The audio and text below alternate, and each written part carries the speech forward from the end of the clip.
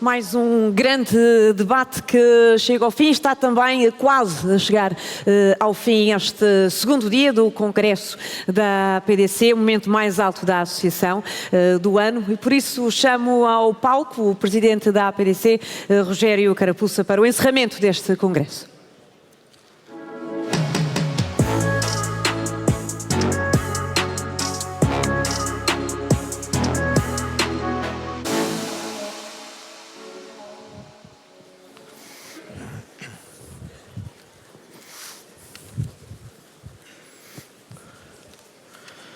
Senhor Ministro das Infraestruturas e da Habitação, Senhora Presidente da ANACOM, Senhor Presidente do Congresso, caros convidados, caros dirigentes dos associados da APDC, caros colegas. Termina assim o 33º Congresso da APDC no ano do nosso 40º aniversário. Portanto, fica bem de ver que não tivemos um congresso por ano. Mas são 40 anos de atividade da APDC.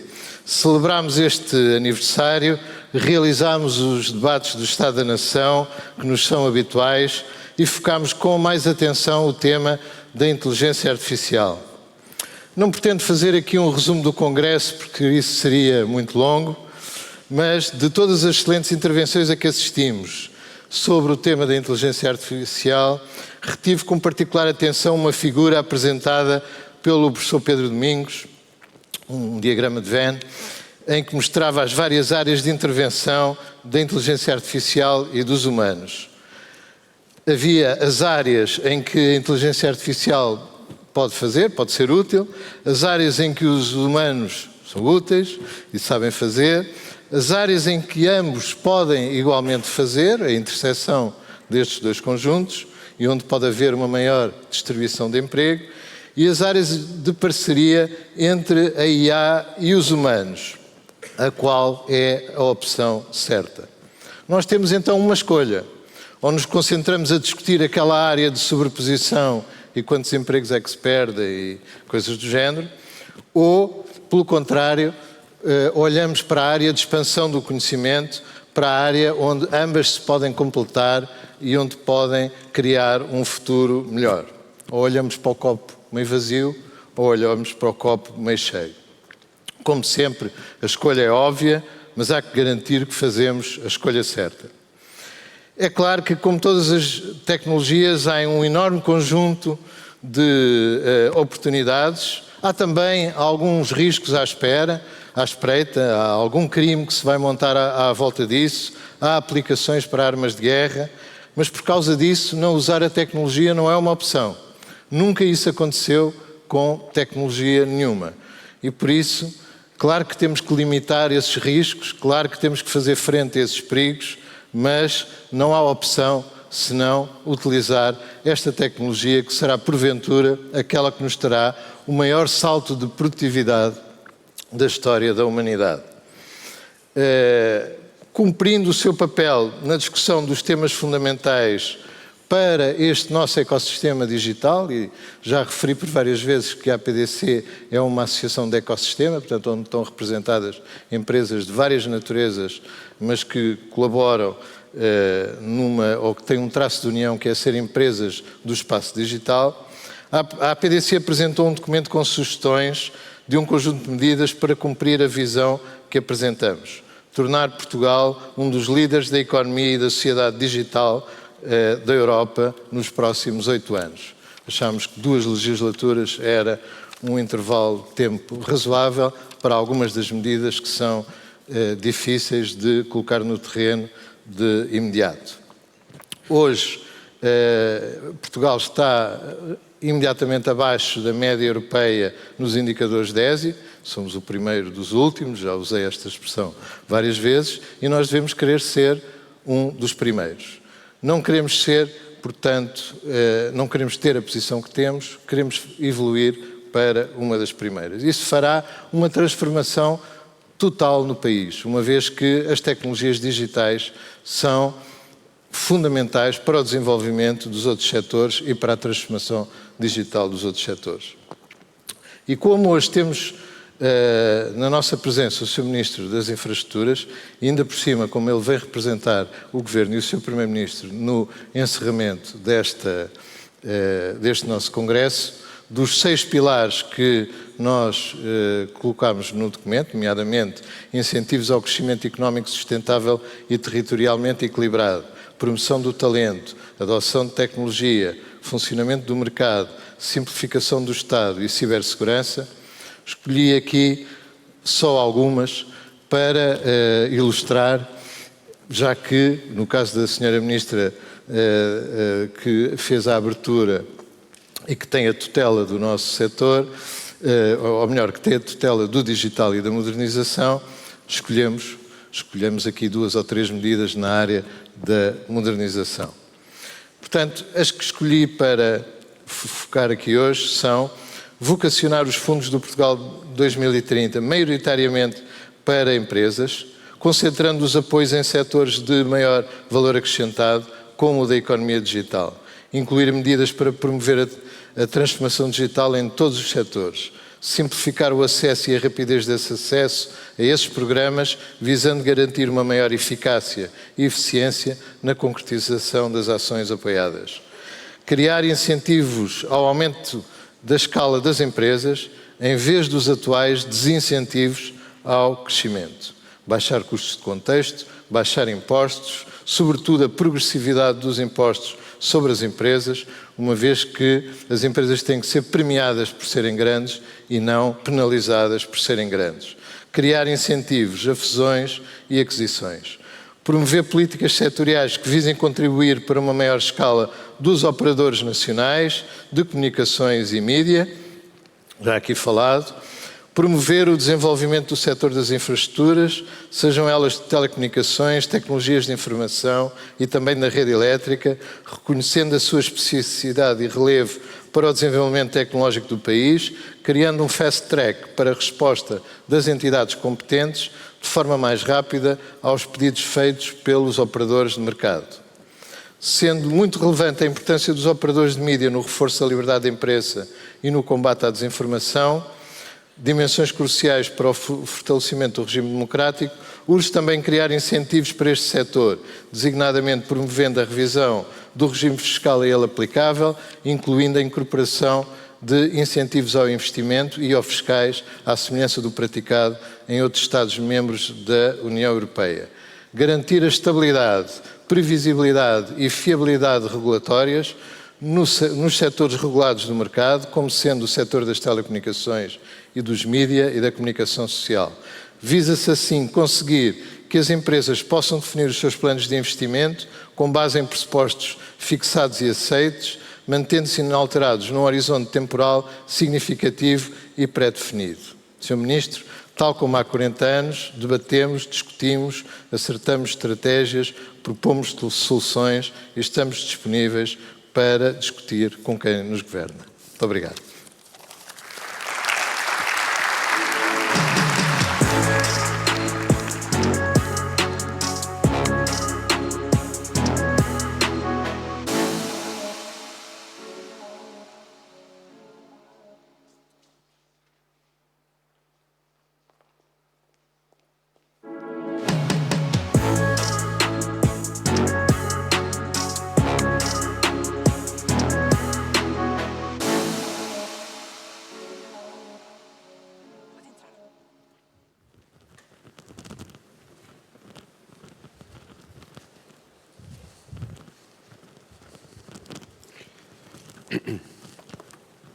Muito boa tarde a todos. Começo por cumprimentar o meu querido amigo engenheiro Rogério Carapuça, presidente da APDC, excelentíssimo senhor presidente do Congresso, meu professor e, portanto, aqui uma referência especial e que foi presidente do meu instituto e, por isso, uma referência especial para o professor doutor Arlindo Oliveira, à senhora presidente da ANACOM, a professora doutora Sandra Maximiano e nestas 3 personalidades, todos vós que estão nesta sala. Já percebi que tenho contador, eu acabei de chegar da Assembleia da República, de um debate de mais de 2 horas, onde o tema principal deste Congresso, a inteligência artificial e percebermos o seu caráter disruptivo nas nossas vidas, foi termo que não foi utilizado nessas 2 horas de debate. E, portanto, há uma desintonia objetiva daquilo que é o areópago máximo da arquitetura democrática do nosso país e aquilo que são as preocupações reais, que deveriam ser as preocupações reais da nossa economia, mas mais do que a nossa economia, da nossa sociedade. E, portanto, essa era a primeira nota prévia que queria fazer. A segunda nota é que tive a certeza, nestes últimos 33 dias, hoje confirmei que fiz a delegação certa de competências nos meus secretários de Estado. Porque eu fiquei precisamente com a pasta das telecomunicações e com a competência de acompanhar os 3 reguladores que estão na esfera das minhas pastas. Digo isto porquê? Porque já percebi que nesta pasta em específico o alvo não é o ministro, o alvo é o regulador. E por isso, de alguma forma, sinto-me protegido. Mas, senhora professora, deixe-me dizer-lhe que não a deixarei sozinha nessa tarefa e contará comigo, com o meu Ministério, com a minha equipa, no sentido de encontrarmos um espaço de diálogo profícuo e que possamos dar a este setor outra vez aquilo que eu, como engenheiro de formação e quando ainda era mais novo, a década de 80, a década de 90, aquele crescimento fervilhante que este setor já teve e hoje não tem. E falemos do próprio setor e coloquemos o dedo na ferida e depois falarei um pouco sobre a inteligência artificial e aquilo que entendo que posso, na minha humilde opinião, trazer para este encerramento de debate. Como dizia, foi um setor mais fervilhante do que é hoje, para ser brando. É um setor que hoje tem margens esmagadas, onde a arquitetura regulatória de concorrência limita muito a ação. É um setor que sofreu disrupções sucessivas com a introdução de novos players no mercado, com a introdução de novas formas de utilização da própria infraestrutura e, portanto, é um setor que tem que se reencontrar. Mas, acima de tudo, é um setor que obriga a ciclos sucessivos de investimento de capital intensivo. E para nós liderarmos, como lideramos, por exemplo, no 4G, e já não conseguimos liderar, e quando digo nós, já não digo Portugal, digo a Europa, para nós liderarmos nos próximos ciclos de desenvolvimento, e temos que liderar, nós precisamos de encontrar novas formas de dar robustez à remuneração de capitais que hoje oferecemos a quem investe neste setor. Não tínhamos dúvidas nenhumas que temos que fazer, porque este setor tem externalidades positivas para muitos outros, nomeadamente para a investigação, nomeadamente para a inovação, nomeadamente para a retenção de talento, nomeadamente para a projeção do país, concretamente Portugal, internacionalmente. Mas também não tínhamos dúvidas nenhumas que não conseguimos fazer aquilo a que me proponho sozinhos. Porque vivemos num ecossistema europeu, onde é premiado o pequenino. Aquilo que o Rogério dizia tão bem, porque é que os grandes têm que ser penalizados e os pequeninos são privilegiados. A Europa tem esta cultura, é uma cultura intersticial de pequenas e médias empresas e mesmo as grandes empresas que estavam aqui representadas agora, à escala mundial, são pequenas, perdoar-me-ão os 3 representantes do painel anterior, são empresas pequenas. A Europa tem esta cultura de empresas pequenas. E nós também temos que combater contra isso. E deixem-me dizer-vos que eu farei isto no próximo Conselho de Ministros Europeu, a que farei parte, Conselho de Ministros Europeu de Telecomunicações, no próximo dia 21, farei questão de começar a tentar trazer para a agenda europeia estas temáticas, porque a densidade, a massa crítica traz capacidade de investimento, traz necessariamente optimização de processos, traz necessariamente mais capacidade de sobrevivência no mercado onde hoje as margens não vos pertencem e pertencem a outros players no mercado, nomeadamente os OTTs e todos aqueles que utilizam a infraestrutura, como diziam há pouco e bem. Dizer-vos que também nesse tema estamos a acompanhar de forma muito presente como é que a Europa pode liderar essa agenda, como é que a Europa pode liderar a agenda de fazer uma redistribuição justa da coleta daquilo que são a receita dos impostos, de um setor que deve ser mais vasto do que só aquele que infraestrutura todo o território. E, portanto, é essa visão mais holística, mais capaz de perceber como é que nós podemos criar vasos comunicantes e gerar sinergias no setor que nós temos absolutamente vincada na nossa forma de ação e na agenda de prioridades deste Governo. Dizer-vos que, em relação à inteligência artificial, de alguma forma, e eu dizia hoje de manhã, numa reunião que tive, não vou revelar a empresa com quem estava reunido, para não ferir suscetibilidades, mas eu também aí era crítico, porque eu sou um europeísta convicto e gosto de me colocar naquele papel de um orgulhoso europeu que viu nascer projetos como a Airbus, que era pequenino e via um Concorde a voar e me diziam que era o avião mais rápido da aviação comercial, uma Europa que foi capaz de desenvolver projetos como o CERN, como a ESA, uma Europa que foi capaz de se unir e encontrar formas de se financiar e de ultrapassar outros polos neste tripolo mundial, China, Europa, Estados Unidos. É dessa Europa que eu me orgulho. Mas quando falamos de inteligência artificial hoje, os outros polos olham para nós como end users, como nós temos aqui estes modelos LLM, nós temos esta capacidade computacional, utilizem, porque vai melhorar imenso a vossa produtividade.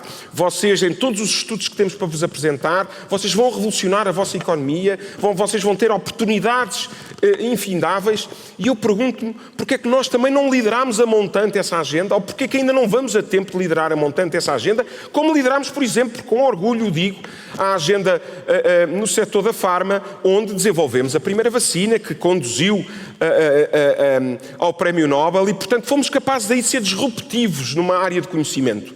Eu não quero que a Europa seja disruptiva e que lidere o pelotão em todas as áreas de conhecimento, mas há algumas que são absolutamente estratégicas. A inteligência artificial é uma delas, a computação quântica é outra. E já percebemos que não é no plano só tecnológico que estamos a falar, estamos objetivamente a falar no plano geopolítico, da competição entre estes três polos, e que corremos o risco sério de transformar este mundo tripolar num mundo bipolar e que já está aí ao final da esquina, este mundo bipolar, e onde a Europa vai minguar e ficar cada vez mais irrelevante. E é para essa Europa que não contam connosco. E por isso é convosco e com esta visão mais ambiciosa de uma Europa diferente, onde também pode liderar e não ser só utilizadora da alta tecnologia que é produzida fora, e onde tiramos partido dos nossos cérebros, do nosso talento, das nossas universidades, do nosso conhecimento, do nosso legado histórico, da nossa visão humanista, da nossa capacidade de colocarmos o ser humano no centro da ação política e das políticas públicas, que nós temos que implementar um novo modelo de desenvolvimento para a Europa. Sem preconceitos de grandeza, de podermos ter empresas grandes e não termos empresas que todas somadas são menores do que a capitalização de mercado de uma Apple ou de uma Amazon. Nós temos que ter orgulho nas nossas empresas, orgulho nos nossos empresários, orgulho naqueles que arriscam e investem o seu capital e querem ver esse capital remunerado, porque vivemos numa Europa onde precisamos de gerar riqueza para fazer uma redistribuição justa desta riqueza e garantir um Estado social do qual nós nos orgulhamos. Se não formos capazes de crescer, se não formos capazes, em conjunto convosco, e o vosso setor é liderante nesta revolução que temos que fazer, não seremos capazes de sustentar esse Estado social, teremos uma Europa em tumulto, teremos mais divisão, crescerão os populismos e, por isso, o papel do vosso setor, o papel da APDC, o papel do conhecimento, do desenvolvimento ecológico, do digital, é importantíssimo. E por isso, quando o Miguel dizia há pouco com orgulho que lidera o ranking daqueles que mais investem e que estavam aqui as duas empresas que mais investem em investigação e desenvolvimento, ainda bem que é assim, mas tem que ser muitas mais. E temos que trabalhar com as nossas universidades e temos que trabalhar à escala europeia e dizer à Europa que pequeno não é necessariamente bom, nós temos que ter empresas maiores, empresas com capacidade de competir com as grandes empresas nos outros polos, sob pena de sermos completamente cilindrados e deixados para um canto da história e deixarmos de ser um polo grande deste tripolo mundial e um polo onde eu me orgulho de viver. Um polo que é diferente de todos os outros, porque não é um capitalismo de Estado, porque não é uma sociedade que não cuida daqueles que mais precisam, porque somos aqueles que cuidamos daqueles que mais precisam, mas ao mesmo tempo geramos riqueza, temos talento, temos startups a nascerem todos os dias, mas depois têm que migrar porque não temos um setor fervilhante que as alimente, que as acelere. E é isso que eu não quero, é isso que este governo não quer, e por isso o tema da inteligência artificial, muito bem trazido para este Congresso, mas que eu tenho que o levar, eu e a minha colega Margarida Balseiro Lopes, temos que levar para o areópago máximo da democracia, como dizia há pouco, para o Parlamento. Os políticos têm que falar deste tema, porque este tema vai estar na agenda.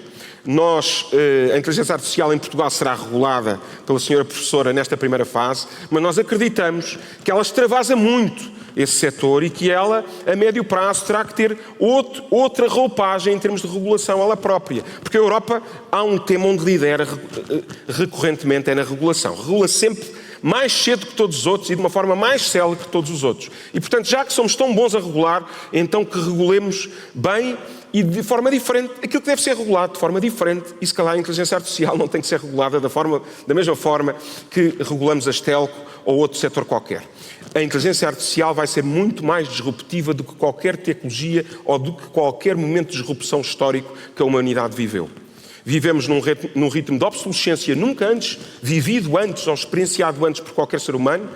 Eu próprio, um homem da tecnologia, que convive bem com a tecnologia, já convive mal com este ritmo de obsolescência permanente e fica angustiado por ficar de fora desse conhecimento. Agora vejam o desafio que se coloca à escala continental. E esse desafio só conseguiremos ultrapassar com a vossa ajuda e, por isso, parabéns pelos vossos 40 anos e contem com este Governo para ter esta ambição de fazer este setor maior, mas pô-lo ao serviço do nosso crescimento económico, da nossa sociedade, para entregarmos um mundo melhor aos nossos filhos e aos nossos netos do que aquele que recebemos dos nossos pais e dos nossos avós. É a nossa obrigação. Muito obrigado a todos.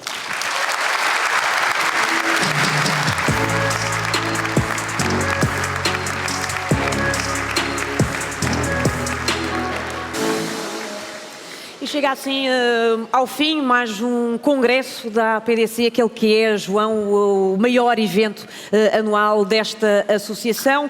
Falou-se, olhou-se para o futuro, mas também aqui ouvemos as empresas e os privados a analisarem o presente, perspectivando o futuro. E nós fomos apenas o topo do iceberg, porque há uma grande equipa que tornou possível isto com muito trabalho. Cada um deles e delas, sobretudo, que é uma grande equipa feminina, esteve a tornar esta discussão possível. Agradecimento também a quem esteve a traduzir em inglês e em língua gestual e a todos vós. A partir de agora, olharmos para o futuro, temos ideias, temos discussão, temos planos, cabe a cada um de nós, a cada um de vós, concretizar o futuro. Parabéns à PDC por 40 anos, venham mais 40, como alguém já disse. Obrigado, foi um privilégio. Até para o ano. Obrigada, parabéns.